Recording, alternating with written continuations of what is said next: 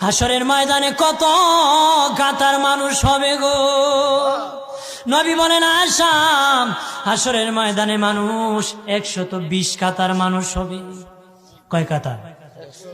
আয়েশা রে, হাসরের ময়দানে 120 কাতার মানুষ হবে।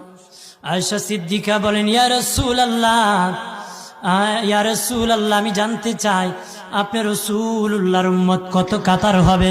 নবী বলেন আয়েশা, আমি রাসূলুল্লাহর উম্মত একাই 80 কাতার হবে।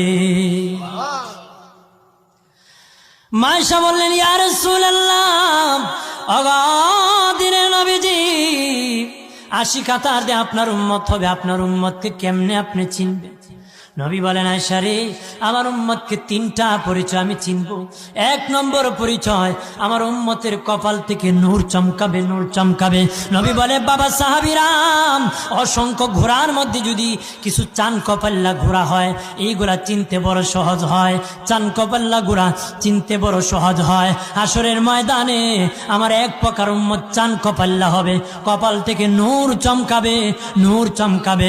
তখন আমি বুঝতে পারবো নূর চমকেওয়ালা তারা সবাই আমি রাসূলুল্লাহর উম্মত।